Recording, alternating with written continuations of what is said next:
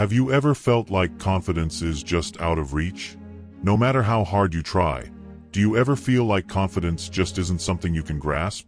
Like there's a voice in your head constantly whispering, "You're not good enough?" Here's the truth. Confidence isn't something you're born with, it's something you build. And the best part? You can start right now.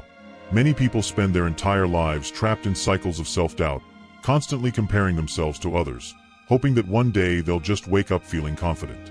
But that day never comes on its own.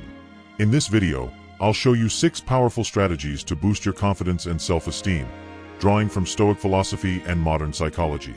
If you apply these principles, you'll notice an immediate shift in how you see yourself and how others see you. So, if you're tired of feeling inferior, of doubting yourself, and you're finally ready to take control of your life, stick around until the end of this video. What I'm about to share could completely change the way you think. Ready? Let's dive in. Why don't you feel confident? Confidence doesn't just disappear into thin air. It has a source. And most of the time, it comes down to 3 main factors: limiting beliefs, past experiences, and excessive comparison. From a young age, we're bombarded with messages that shape our self-esteem. Maybe you grew up hearing things like, "You're not good enough." Or maybe you went through moments of rejection, humiliation, or being underestimated. These experiences leave invisible scars on your mind. And here's the problem.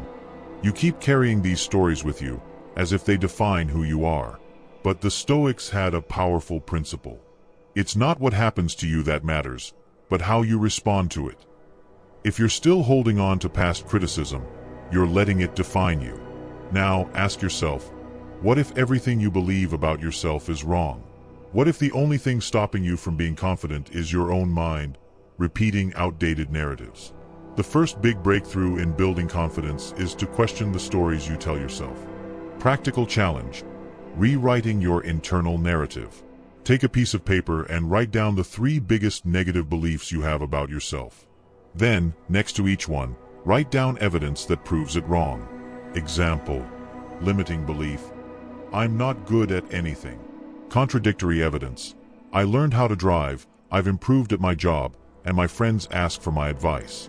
So clearly, I am good at some things." By doing this, you'll start to realize that many of your insecurities are just lies you've accepted as truth. Now that we've uncovered why you struggle with confidence, let's move on to one of the biggest mistakes that destroy self-esteem, something almost everyone does without realizing it. 1. The fatal mistake that destroys your self-esteem. There's one destructive habit that slowly kills your confidence without you even noticing: excessive self-criticism. Think about it. Would you ever talk to a friend the way you talk to yourself?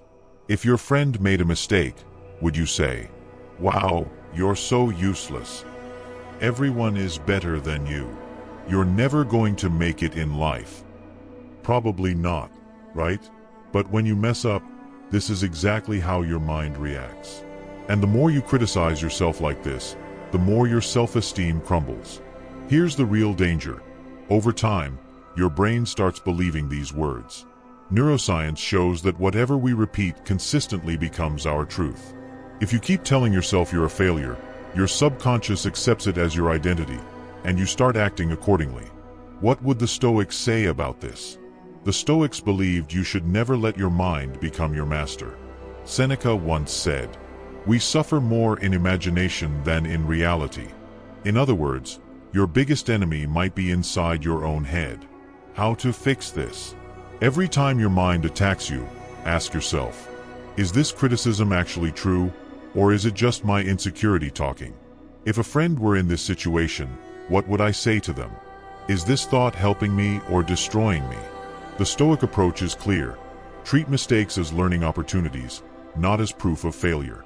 You're not a failure. You just haven't mastered something yet. Practical challenge: train your mind to work for you, not against you.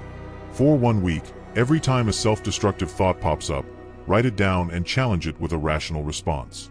This will rewire your brain to become your ally, not your enemy.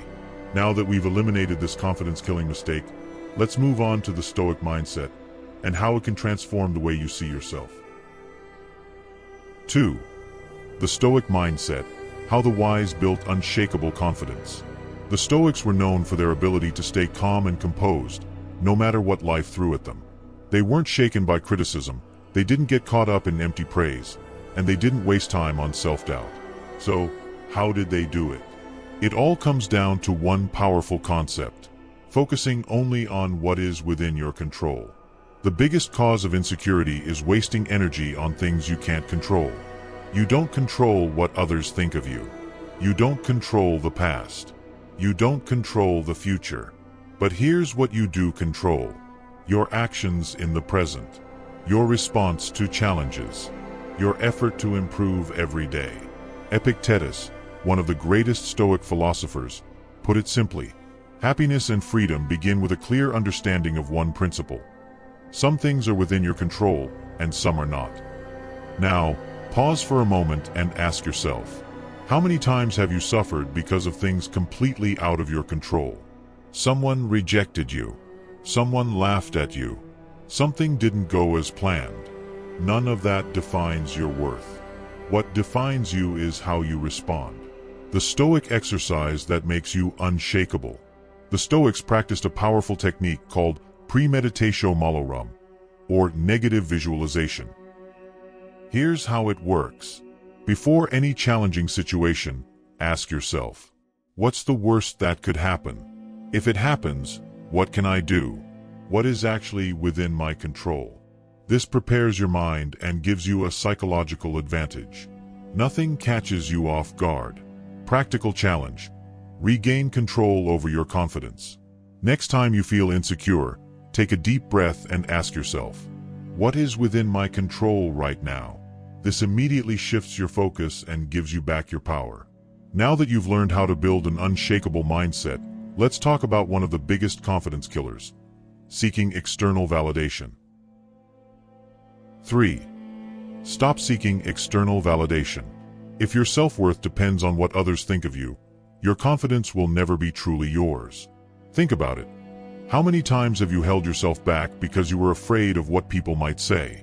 You didn't post that picture because you thought people might judge you. You didn't speak up in a meeting because you were afraid of sounding stupid. You didn't wear the outfit you liked because you feared criticism. If this sounds familiar, here's the harsh truth. You are giving other people the power to control your self-esteem. What the Stoics taught about other people's opinions.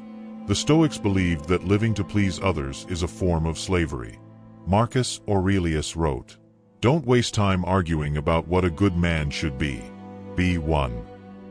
In other words, stop waiting for approval, just do what needs to be done. The problem with external validation is that it creates a never-ending cycle. The more you seek approval, the more dependent you become on it, and the weaker your confidence grows. How to break free from this trap? Reevaluate your priorities. Are you living to impress others, or to stay true to yourself? Accept that not everyone will like you, and that's okay. You don't like everyone either. Stay true to your values. Instead of asking, "What will people think?" ask, "Is this aligned with the person I want to be?" Practical challenge: build inner confidence.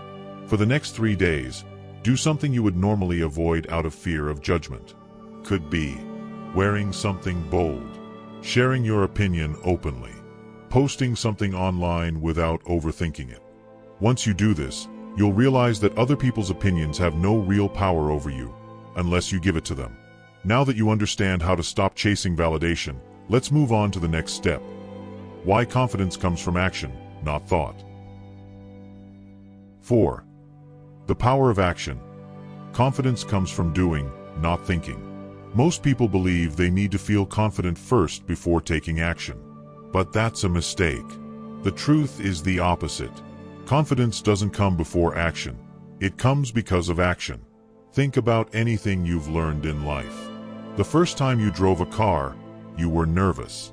The first time you spoke in public, your voice probably shook. The first time you tried a new skill, you doubted yourself. But as you kept practicing, your confidence grew. The real problem is that most people get stuck in overthinking. They plan, they analyze, they prepare, but they never take the first step. What the Stoics believed about taking action. The Stoics had a simple rule: Don't get lost in thoughts, act.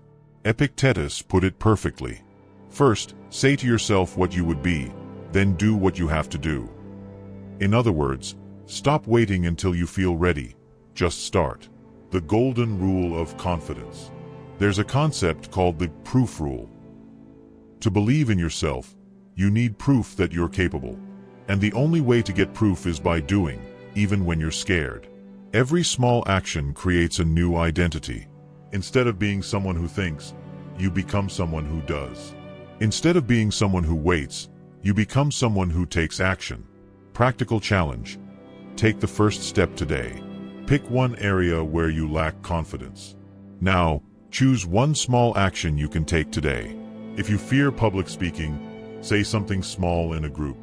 If you want to get in shape, do just 5 push-ups now. If you want to be more social, greet someone you'd normally ignore.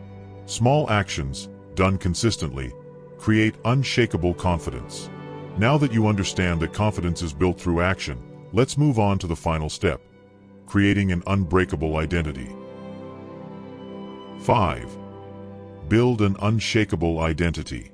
If you want true confidence, you need to stop seeing yourself as weak or unworthy. The way you define yourself shapes everything in your life.